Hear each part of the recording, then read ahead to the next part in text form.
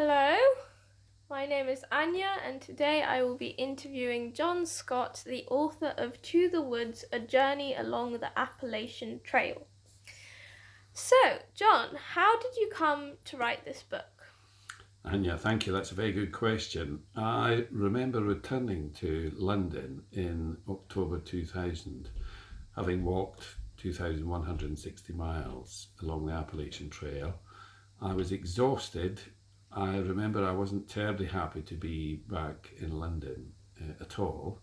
And it felt to me as though the only thing I could sensibly do was to write about the experience, partly to make sense of it, and partly to record the experience for myself and possibly for others. Did you enjoy the experience?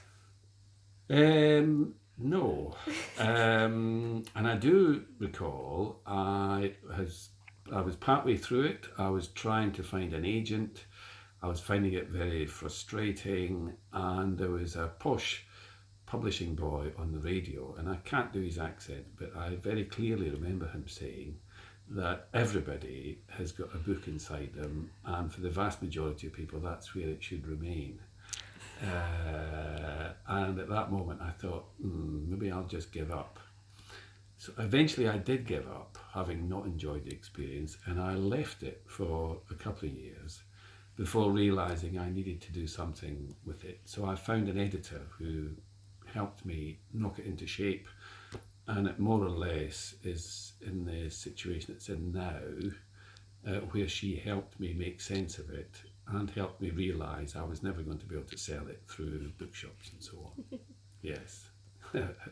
So, what kind of topics do you cover in this book? What do you talk about your great journey on this Okay. Appalachian Trail? Well, that's another good question. I suppose there's the trail itself, but frankly, there's any number of books out there about starting in the beginning and finishing at the end, and all everything else in between, whether or not it's rednecks or storms or bad weather or interesting people or whatever. There's tons of books out there that do that and probably do it better than I do. I was more interested in exploring what the trail taught me about the country that had fascinated me since I was a teenage boy in Scotland. So when I was at school, I studied the civil rights movement, Vietnam War, presidency of Kennedy. My sort of teenage years were full of the culture and politics and indeed music of America. So I arrived wanting to explore all of that. So I comment in the book on healthcare, race, gun control, politics, religion, the quality of journalism, or its absence rather. And then I also comment on how my fascination about America changed from those sort of cultural and political things to more to do with the landscape and with the people. So if folks want a book about the Appalachian Trail, they can get one elsewhere. If they want the sort of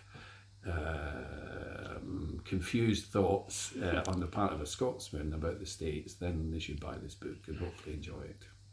Now, can I ask, what was your experience as a Scotsman doing the Appalachian Trail, or is that for you to read in the book? It's both. It's both. But if I just tell you, on any number of occasions, I was asked if I was related to the Kings of Scotland.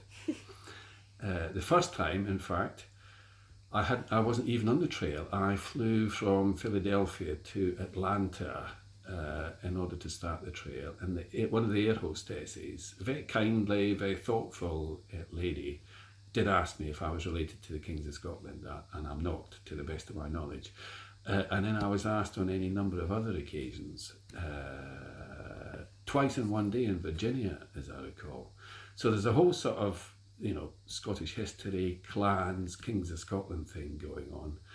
And then there was any number of folks that assumed I drank a lot of whiskey, and to some extent that was true. And then for the younger generation, they'd obviously watched Train Spotting, so they thought that everybody in Scotland was a smackhead and lived in some slum in Edinburgh. So it was an interesting cultural experience as a Scot. Yeah. And were there any times when you were doing this trail that you thought that you just were gonna give up? There was twice. Once in Virginia when my ankles blew up, almost literally so, and myself and my hiking companion had to rest for 2 or 3 days. And then the other time, it was less than 150 miles from the end, and I just woke up one morning with no energy at all. Everything felt as though it had disappeared. So I hitchhiked into a place called Aquatic and stayed there for 3 days and ate and slept and ate and slept. I did some walking, and that was sufficient to get me to the end. So there was 2 occasions, one hardly anywhere from the beginning, and then 2 very, very close to the end. And I have to say, if Boston Airport had been a bit closer, I would have left, I think. Fortunately, I didn't. And do you think that writing this book has, made you want to do more things like the Appalachian Trail hike? Or do you think it has highlighted why you may not want to? Well, I thought about this question on a number of occasions, and there's a photograph at the end of the book which was taken in Maine, maybe 80 miles from the end. And if I look at that photograph from a distance, I like the photograph. I'm not keen to have my photograph taken, but I do like the photograph. But if I look at it a little bit more closely, I'm reminded of how exhausted I was. My body just wasn't working from top to bottom. I won't go into any details, but nothing was working. We'd run out of food. We'd run out of cooking fuel, so we were hungry and cold. I was exhausted. I had no more energy left. And when I look at a little bit more detail at that photograph, I think to myself, it's probably not a good idea to do something similar ever again. So now we have come to the end of our interview. Thank you. And to any listeners listening into this home interview, I would like to say if you are interested in this book, you can either get it in paperback or in new format of audiobook. This is the book, and I hope you enjoyed.